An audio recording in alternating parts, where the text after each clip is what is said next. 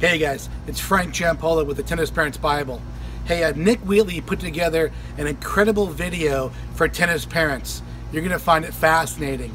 Check it out.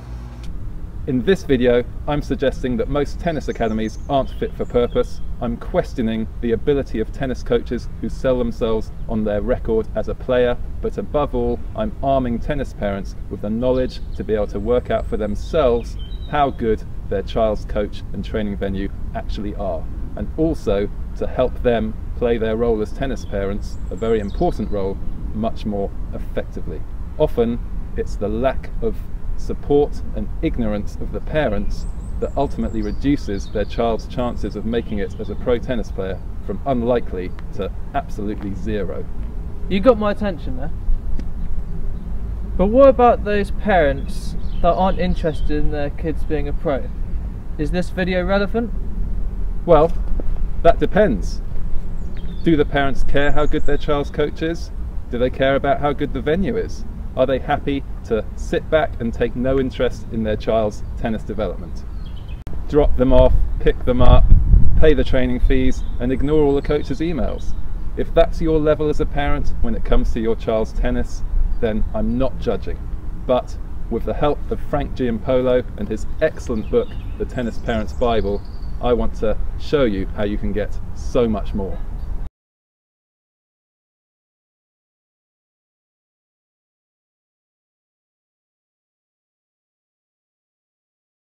Sure, this video is aimed more at parents who are supporting a child who's potentially on a journey to pro level, but what you can learn from this video and Frank's book are tools to help you get the maximum from your child's opportunity to learn and play tennis, both in terms of quicker and higher quality progress as well as learning valuable life skills. One example, the coach asks the players to arrive early for an important match, to go over strategy and tactics and to get some practice in. In this case, the coach is also teaching organisational skills, responsibility, and the value of being well prepared for an important event. Now, the parents can either back that up, or they can allow their child to arrive late and rush onto court without a warm-up. Which parent are you? So, Frank is well known in the tennis world, but for those who don't know much about him, who is he?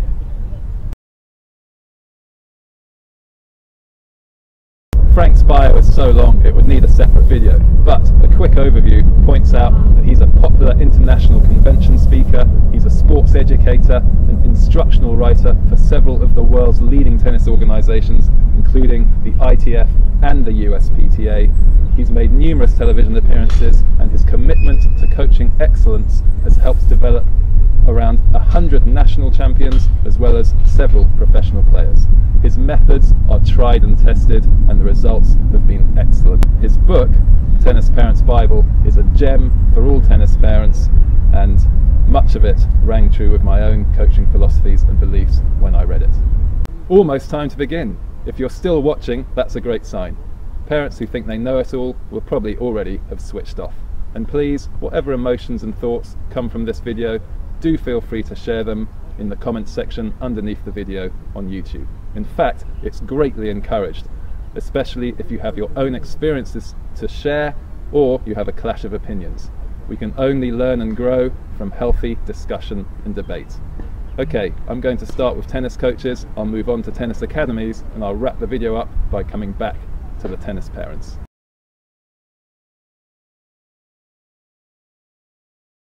What makes a great coach? Knowledge? Definitely. Passion? Of course. What else do you need?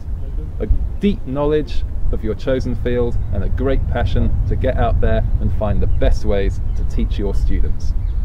How many of these 4 essential attributes of an excellent coach does your child's coach have? 1, the coach has a clear development plan, individually tailored to your child, which they discuss with you regularly.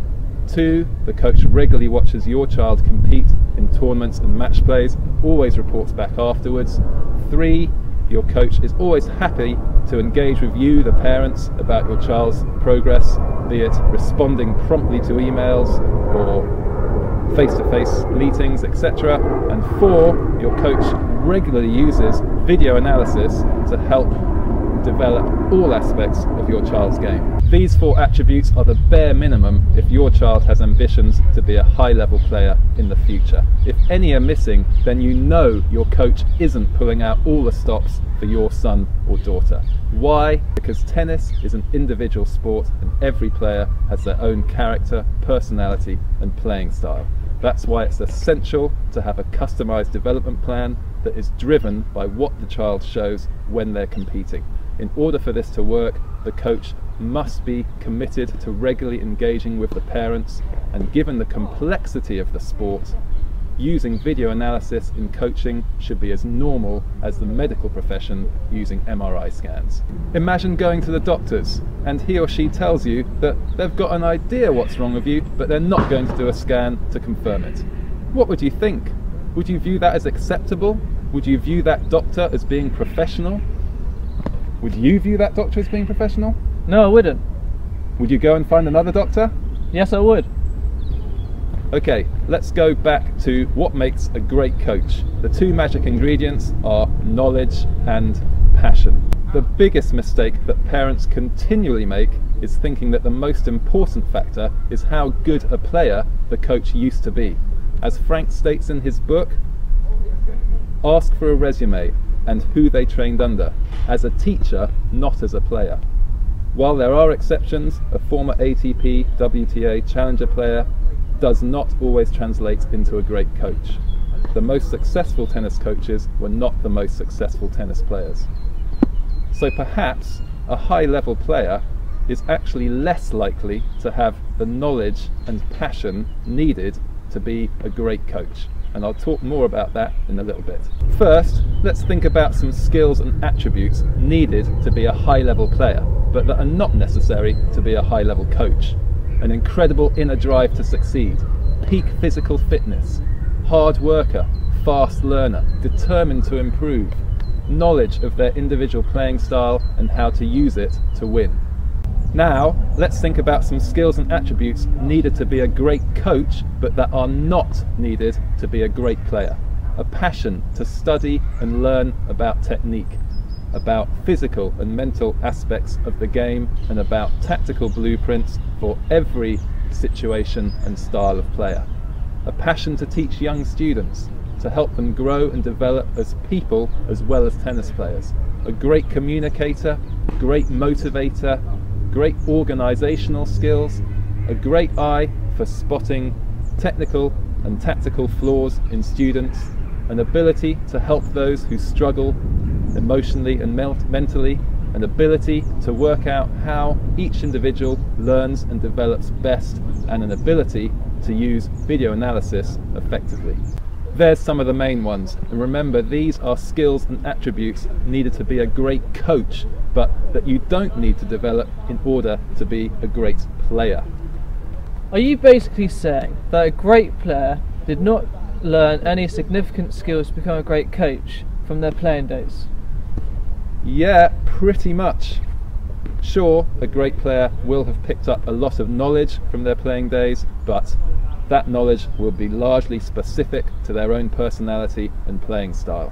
And the game moves on, technology advances, so that knowledge can quickly become outdated. Would you rather your coach was teaching your child using techniques, ideas and methods from 10 to 20 years ago, or would you rather your coach was teaching your child about how the game is being played today, or even how it's likely to be being played in 5 to 10 years' time? But what about that invaluable experience of competing?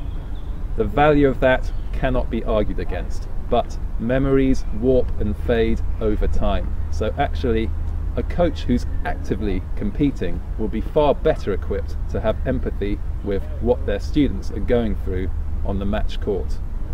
Most coaches don't have the time to compete much, if at all, so if your coach is competing too, then that's just a nice bonus. I said earlier that a former high-level player is more likely to lack the necessary knowledge and passion needed to be a high-level coach. We've already seen that the skill sets required for each are vastly different. And if you believe in the idea that it takes around 10,000 hours of purposeful practice to be world-class at your chosen sport, then I believe, as Frank does too, that it takes also 10,000 hours specific to coaching in order to be an elite coach. Not many of the 10,000 hours needed to be a great player are going to count towards those needed to be a great coach.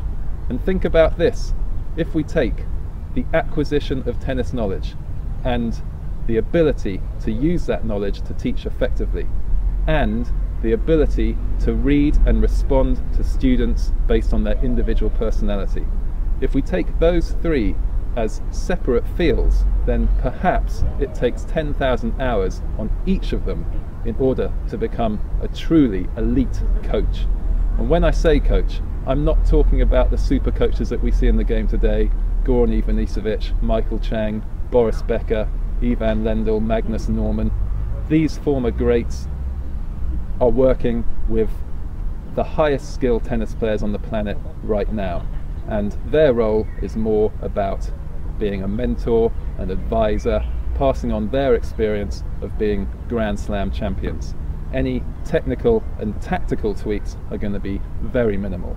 When I say coach, I'm talking about people who work from the ground up, and coaches who work with kids of all ages and take great delight in seeing those kids develop both as people and as tennis players.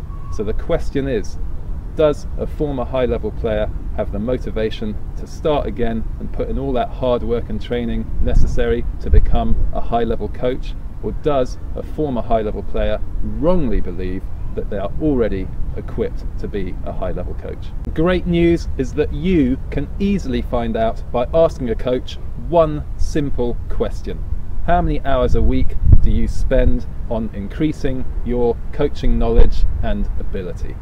Now, don't ask this question on an email or on a telephone call. You need to ask this question face to face so that you can see if the answer is genuine. The coach should talk passionately about all their resources for coach development. Or do you get a more awkward, stuttered answer? The LTA Coach Accreditation Scheme requires coaches to complete 15 hours of training per year in order to maintain their license, but a truly dedicated and passionate coach will happily and easily be doing 20 to 30 times more than that, including reading books, articles, the latest research, analysing data, studying pro footage, and interacting on online forums and groups, and much more. I have the greatest respect for anyone who has even achieved just one world ranking point, because to get to that very high level is an incredible achievement as a player. However, if a coach starts selling themselves on how they made top 300 back in the day or once qualified for Wimbledon, then that should be ringing serious alarm bells in your head. Seriously? I get they need to increase their knowledge, but why would they go into coaching if they have no passion? That's a good question, and it's worth highlighting one potential big factor here. Tennis is perhaps the most brutal mainstream sport when it comes to pay. In order to have made any profit at all from a playing career, you'll need to have spent at least a period of several years in the world's top 120. The vast majority of players who gain a world ranking will never make it that high, and will no doubt have used up a lot of financial resources in the process. So, with no income from a playing career and the need to find another job, the obvious pathway to go down is coaching, whether they're into it or not. Lower ranked players often talk about their pure love for playing tennis, which keeps them fighting through. But do those same people also have a pure love for coaching? Yes, I am suggesting that a significant number of former high-level players go into coaching for the wrong reasons, and if they go into coaching for the wrong reasons, then they will lack the necessary passion to be a great coach, and also the necessary motivation to gain all the knowledge that they need to be a great coach. But the great news for you is that you're now equipped to evaluate with confidence the quality of your child's coach. Look for those 4 essential attributes and ask that key question of how much time they invest in their own development as a coach. Now, Frank's book goes into much more detail and really will equip you with the tools to be able to pick the right people to work with your child, and also to set up the best possible training program tailored to their needs.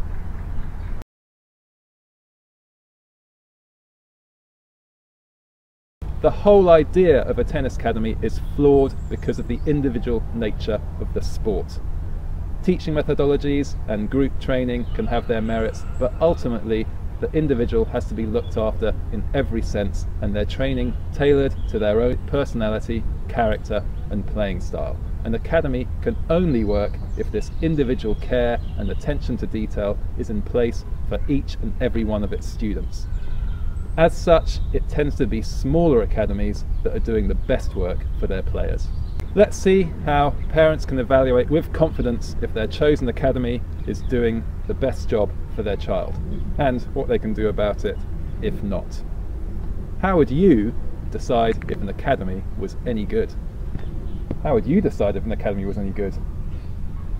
Would it be the appearance? Yes, of course. What about the coach telling you it's excellent? The head coach says, yeah, this academy's brilliant. Oh yes, definitely, definitely. And what about on the website, the coach bios, ATP ranked 400, former ITF player, former challenger player? Well, that makes it a no-brainer. You're joking, right? Yeah, of course. Of course he's joking. But there are parents who have no tennis background and no desire to learn about the coaching process who will actually go on that and then spend a lot of money signing their child up. It's insane. That's how scams work. Something looks great, some well-presented person tells you it's great, and then you hand over a large sum of money without doing any further research yourself. So you're saying all academies are scams? No, I don't want it on record that I think all academies are scams. Just some of them. Some academies put business first, students second. In my book, that's a scam before you even go about evaluating what training methods that academy uses. But listen, the main point here is trying to get parents to really think about how much they know and also ways how they can go about evaluating for themselves how good an academy is. Most academies haven't played a significant role in the development of a top 100 player for maybe the last 5 years, maybe the last 10 years, maybe they never have. Are you just going to sit back and hope that it works out differently for your child? There's no shortcuts. You need to take time to learn and understand the coaching process, and let's start now by going through 4 essentials for academies. Firstly, is your child completely clear on their own personal development goals? And I'm not talking about ratings and rankings, I'm talking about what's important. Technical development, physical and tactical development, as well as mental, emotional. These goals should be revisited every few weeks and assessed at least once a week with the coach, with the parents being kept up to date regularly. Is it happening? Well, the question is, if you're at the inquiry stage of an academy, will it happen if my child signs up? Secondly, are your child's strokes being video analysed regularly? The human eye, the naked eye, cannot pick up accurately enough many technical elements of the main strokes. So in order to do a professional job, video analysis is essential. And there's no excuses anymore, seeing it's so readily available and easy to do. Video analysis can be done professionally on a phone or a tablet. Thirdly, is an academy coach watching your child compete regularly in tournaments and match plays? A coach simply cannot evaluate a child's progress without seeing them compete regularly. And when they do see them compete, you should always receive a written report as a follow-up. Fourthly, is your child working with different coaches for group sessions and individuals? Not ideal, but in this case the coaches should be communicating regularly with each other and you, the parents, to ensure that the customized development plan is kept on track and not neglected, or worse still, contradicted by different coaches. Well, what happens if the academy has too many kids and the coaches don't have enough time to do all this stuff with them? What happens if you book a cab to the airport and it drops you off halfway along the journey? If you're going to do a job, then do it properly or don't do it at all. Fair enough. Deep breath, back in the room. Okay, so there are other things you can look for regards academies, and Frank's book does go into greater detail about the positives and negatives associated with academies. However, if any of these 4 that we've gone through are missing, that should raise serious concerns that you should in turn raise with the academy. If they can't address those concerns, or they try and fob you off by saying they're not important, then it might be time to take action. Remember, you now have the knowledge to be able to assess with confidence if what the academy coaches are telling you is genuine or not. If the academy isn't looking after the needs of your child, then you need to find a coach who's going to do the job properly. You could still use the academy for hitting sessions and group sessions, as long as that customized development plan is always kept in mind when your child is playing there. Some academies may take offence to students working with outside coaches, which of course is completely unacceptable and a clear sign that the academy doesn't have your child's best interests at heart. I've talked about how parents can assess the quality of their child's coach and training venue, but that's not where the parental responsibility ends. Parents need to have a good understanding of the development process so they can take on their role as tennis parents more effectively. Promoting a good attitude, supporting learning, and understanding how to make training more purposeful both on and off the court are a few things on a long list. Tennis Parents Bible will give you the education you need to excel in your role as tennis parents. So, whatever level of training your child is doing, but especially if it's with a pro career in mind, then you parents have a choice to make. Do you want your child to be like this ordinary chocolate muffin, factory produced with no care or attention to detail? Or would you like them to be like this beautifully handcrafted cake? If you take little interest in understanding and involving yourself in your child's tennis development, then a muffin is what you'll get. Or you could educate yourself about the process so you can continually assess if your child's training is of a high enough quality, whilst also being able to add essential backup and support when needed. Then you might get a beautiful cake. Your choice, but I promise you there aren't any muffins on the Pro Tour. Thanks for watching. It's fair to say I've put some stuff out there in this video and not everyone's going to like it. But what can't be argued is that there are some truly excellent academies out there, and there are also some truly awful ones, as well as everything in between. The same can be said of coaches who were high-level players and coaches who weren't high-level players. I hope you found it interesting, and I hope you're better equipped to find the people and places that are towards the higher end of those spectrums. I'd like to wrap the video up with a quote from Frank, which sums things up nicely. Parents educated about the tennis development progress are the ship's motor. Uneducated parents are the ship's anchor. I look forward to seeing you in 2017. This cake's delicious, isn't it? It is. Lovely. So, do you reckon Ed's Academy is any good? I'm not sure, I've not spoken to the guy. Yeah, but you saw the photo of it. That doesn't mean anything. True. You're learning.